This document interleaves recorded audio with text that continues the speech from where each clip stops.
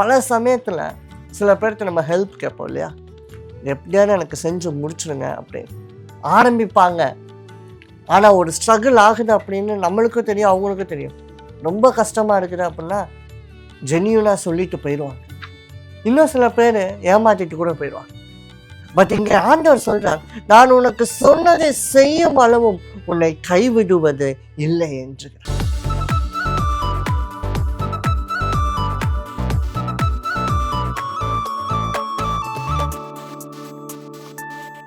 Hi friends, உங்கள் எல்லாரையும் பார்க்குறதுல ரொம்ப சந்தோஷம். இப்பொழுதும் நீங்கள் பார்த்தீங்கன்னா நம்ம தொடர்ந்து பல காரியங்களை ஆதியாகமத்திலிருந்து நம்ம பார்த்துட்டு வரோம்.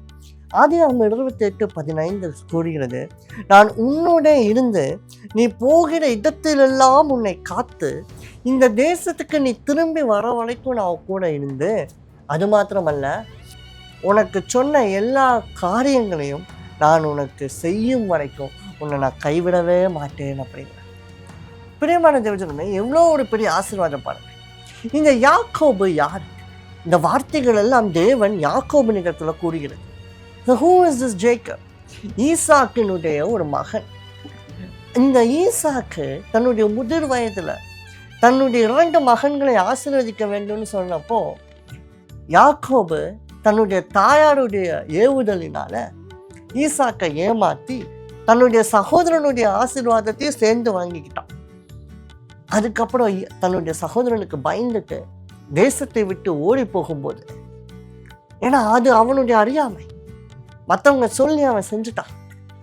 ஆனால் அங்கே தேவன் யாக்கோபு மேலே கிருபையாயிருக்கிறான்.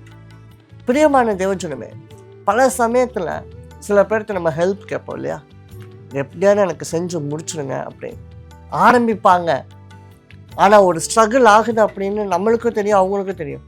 ரொம்ப கஷ்டமாக இருக்குது அப்படின்னா ஜென்யூனாக சொல்லிட்டு போயிடுவாங்க. இன்னும் சில பேர் ஏமாற்றிட்டு கூட போயிடுவாங்க. பட் இங்கே ஆண்டவர் சொல்றார், நான் உனக்கு சொன்னதை செய்யும் அளவும் உன்னை கைவிடுவது இல்லை என்று.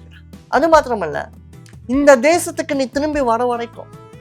அப்படின்னா என்ன? பிரியமான தேவஜனமே, யாக்கோபு வாழ்ந்த தேசம் என்று வேதம் குறிக்கும் பொழுது அது எதை கூறுகிறது அப்படி என்றால், தன்னுடைய அந்தஸ்து, தன்னுடைய தகப்பனுடைய வீடு, தன்னுடைய ஸ்தானம், அதெல்லாம் குறிப்பிடுகிறது.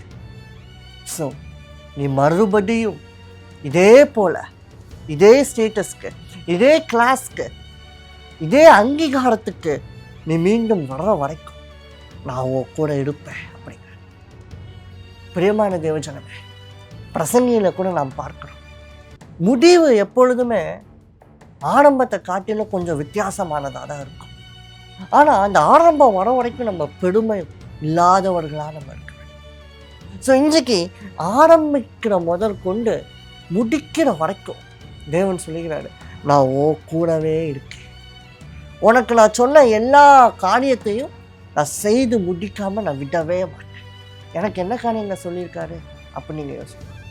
தாயின் கருவில் நம்மளை தெரிந்தது முதற்கொண்டு, தாயின் கருவில் நம்ம உருவாக்கின முதற்கொண்டு உனக்காக தேவன் ஒரு காரியத்தை, திட்டத்தை வைத்திருக்கிறார். God has a purpose for you. அந்த பர்பஸை ஃபுல்ஃபில் பண்ணுற வரைக்கும் அவர் உங்களை ஒருபோதும் கைவிடவே மாட்டார். அது செய்கிற வரைக்கும் நீங்கள் கூட எங்கேயாவது போயிடலாம். ஆனால் ஆண்டவர் அதை செஞ்சு முடிச்சுட்டு தான் உங்களுடைய ஸ்தானத்தில் நிறுத்திட்டு தான், உங்களை ஆசீர்வதிச்சுட்டு தான், உங்களுக்கு முன்பதாக இருக்கிற மனிதருக்கு முன்பதாக உங்களுடைய கொம்பை உயர்த்தினதுக்கு அப்புறம்தான் அவர் ரெஸ்ட்டுக்குள்ளே போவார். பிரியமான தேவஜனமே, வேதம் சொல்லுகிறது, எல்லாவற்றையும் அவர் படைத்தார். 5 நாட்கள்ல யூனிவர்ஸ் எல்லாத்தையும் படைச்சார். ஆனால் கடைசியாக கிரவுன் ஆஃப் கிரியேஷன், தன்னுடைய சிருஷ்டிக்கு எல்லாத்துக்கும் மகுடமாக மனுஷனை படைக்கிறார். அதன் பின்புதான் அவர் ஓய்ந்தார். அதே போல உன்னையும் அவர் கிரவுன் பண்ற வரைக்கும் அவர் ரெஸ்ட் எடுக்க மாட்டார். அவர் உன்னை கைவிடவும் மாட்டார். So the one who has chosen you, one who has a purpose for you is always with you. நாம் ஜெபிப்போமா?